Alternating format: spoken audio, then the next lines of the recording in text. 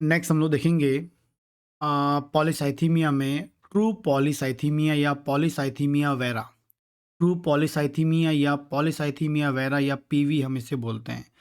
Polycythaemia exactly इसकी meaning ये होती है कि जब आपकी बॉडी के अंदर लाल रक्त कणिका रेड ब्लड सेल्स की जो संख्या है या number of red blood cell जो है वो नॉर्मल से ज़्यादा है, मोर देन नॉर्मल है, नॉर्मल से ज़्यादा है, तब आप इसे बोलेंगे पॉलीसाइथीमिया वेरा या ट्रू पॉलीसाइथीमिया, मतलब जनरली इसको पॉलीसाइथीमिया बोलेंगे। तो जब भी आपकी बॉडी के अंदर रेड ब्लड सेल्स का काउंट ज़्यादा आता है, हीमोग्लोबिन काउंट ज़्यादा आता है, नॉर्मल से ज़्यादा आता है, नॉर्मल से संख्या ज़्यादा आती है आरबीसी की, हीमोग्लोबिन ज़्यादा आता है, हम उसे बोलते हैं पॉलीसाइथीमिया बोलते हैं। लेकिन ट्रू पॉलीसाइथीमिया या पॉलीसाइथीमिया वेरा हम कब बोलेंगे? हमारे पास पेशेंट आता है, हमने देख लिया आरबीसी काउंट ज़्यादा है, हीमोग्लोबिन ज़्यादा है और हमने बोल दिए पॉलीसाइथीमिया। लेकिन ये ट्रू पॉलीसाइथीमिया है, ये हम कैसे पता करेंगे या हम इसे कैसे आइडेंटिफ़ाई करेंगे या इसका क्या क्लिनिकल कॉन्सेप्ट होता है? ठीक है? तो जब भी हम बात करते हैं ट्रू पॉलीसाइथीमिया की, तो इसमें क्या होता है, ट्रू पॉलीसाइथीमिया में आपको पता होना चाहिए कि आपके पास बोन मैरो है, रेड बोन मैरो है।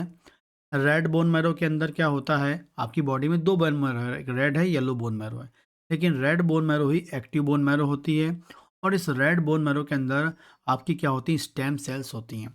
और ये जो स्टेम सेल्स होती हैं, ये प्रोड्यूस करती हैं, बनाती हैं, आरबीसी को बनाती हैं, आरबीसी का फॉर्मेशन करती हैं, ठीक है? तो हर रेड बोन मैरो के अंदर स्टेम सेल्स होती हैं, स्टेम सेल्स ही क्या करती हैं, रेड बोन मैरो बनाती हैं, ठीक है? लेकिन जब हम बात करेंगे कि नॉर्मली क्या होता है कि एक इम्पॉर्टेंट टाइप का हार्मोन आता है जिसका नाम होता है इरिथ्रोपोइटिन। इरिथ्रोपोइटिन हार्मोन जो है किडनी से निकल के आता है और वो बोन मैरो से मिलता है और बोन मैरो से आरबीसी का फॉर्मेशन कराता है। जब हार्मोन होगा तभी बोन मैरो आरबीसी बनाएगी। लेकिन यदि बोन हार्मोन नहीं होगा, इरिथ्रोपोइटिन नाम का हार्मोन बोन मैरो के पास नहीं होगा, तो ऑटोमेटिकली स्टेम सेल्स आरबीसी बनाना कम कर देगी या ना के बराबर कर देगी। इस प्रकार से कंट्रोल होता है। हार्मोन आएगा, आरबीसी बनेंगे, हार्मोन नहीं होगा, आरबीसी नहीं बनेंगे, ऐसा चलता है। देखिए, यदि हम बात करेंगे ट्रू पॉलीसाइथीमिया या हम बोलेंगे पॉलीसाइथीमिया वेरा की बात करेंगे, तो इस कंडीशन में क्या होता है कि इसमें जो रेड बोन मैरो होता है वो लगातार आरबीसी बनाता है विदाउट इनिबिशन, मतलब किसी प्रकार की रुकावट, कोई रुकावट के बिना वो लगातार बनाता है। मतलब क्या होता है, ये एक पैथोलॉजिकल कंडीशन होती है, पैथोलॉजिकल कंडीशन होती है जिसमें क्या होता है कि आपकी जो रेड ब्लड सेल्स, जो आपकी बोन मैरो है, रेड बोन मैरो है, उसके अंदर की जो स्टेम सेल्स होती हैं उसका नाम होता है प्लूरीपोटेंट स्टेम सेल्स बोलते हैं हम लोग। वो प्लूरीपोटेंट स्टेम सेल्स जो है वो क्या करती है, लगातार लगातार क्या करती है, आरबीसी का प्रोडक्शन करती है और उसका उसका एरिथ्रोपोइटिन से कोई लेना देना नहीं होता है। मतलब एरिथ्रोपोइटिन आए या ना आए, उसका उससे कोई मतलब नहीं रहता है। अब जनरली क्या होता है, एरिथ्रोपोइटिन आएगा तो आरबीसी बनेगी, एरिथ्रोपोइटिन नहीं होगा तो आरबीसी नहीं बनेगी। लेकिन यहाँ तो एरिथ्रोपोइटिन आए या ना आए, उससे कोई मतलब नहीं होता है। जो स्टेम सेल्स होती हैं उसमें जो है इस प्रकार का बदलाव आ जाता है कि वो लगातार लगातार आपको आरबीसी बना के देती हैं। कई बार सिंगल आरबीसी बना के देंगी, या हम बोल सकते हैं आरबी जो आपकी बोन मैरो की जो स्टेम सेल्स हैं वो आरबीसी बना के देंगी, डब्ल्यूबीसी बना के देंगी, प्लेटलेट बना के देंगी। लेकिन हम पॉलीसाइथीमिया वेरा की बात कर रहे हैं, ट्रू पॉलीसाइथीमिया वेरा की बात कर रहे हैं, इसमें सिर्फ आरबीसी का काउंट ज़्यादा आपको मिलेगा, ठीक है? इसके अलावा जब देखेंगे इरिथ्रोपोइट जो आपका इरिथ्रोपोइटिन नाम का जो हार्मोन था, concentration of blood because of negative feedback will be will be almost nil, ठीक है?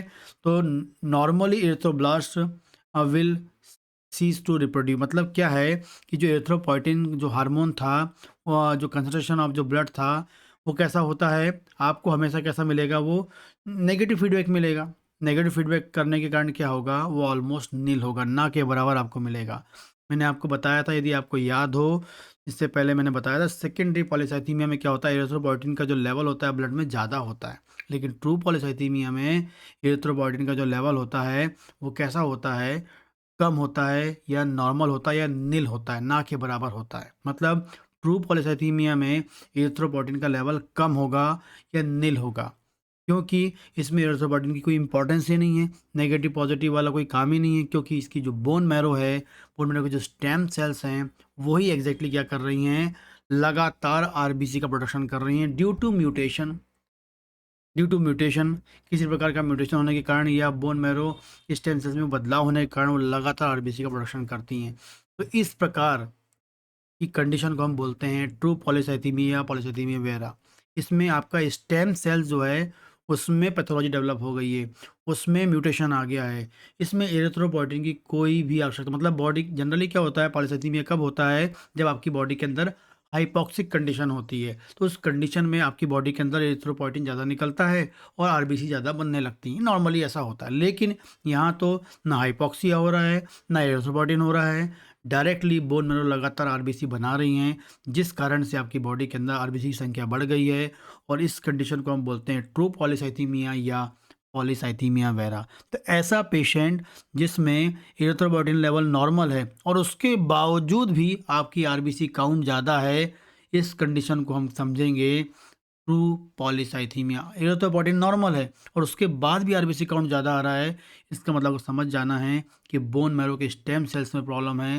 दैट मीन्स ट्रू पॉलीसाइथीमिया या पॉलीसाइथीमिया वेरा हम इसे बोलते हैं। तो ये छोटा सा कॉन्सेप्ट है, high level of RBC, erythropoietin level कम, इसे हम बोलेंगे ट्रू पॉलीसाइथीमिया। 2 टेस्ट कराने पड़ेंगे, आरबीसी काउंट और एरिथ्रोपोइटिन भी आपको कराना पड़ेगा, प्लाज्मा एरिथ्रोपोइटिन दोनों को क्रॉस करना पड़ेगा। दोनों में अपोजिट है, आरबीसी बढ़ी हुई हैं, एरिथ्रोपोइटिन कम आ रहा है, इसका मतलब है ट्रू पॉलीसाइथीमिया की ओर हमको सोचना चाहिए। ठीक है, तो इस प्रकार की कंडीशन को क्लिनिकली आती है, सोचना होता है, आपको पता होना चाहिए, क्लिनिकली कॉन्सेप्ट है, नॉलेज आपको होना चाहिए। एग्जाम में भी आता है, कॉम्पिटिटिव एग्जाम में भी क्वेश्चन वगैरह ये आ सकते हैं। ठीक।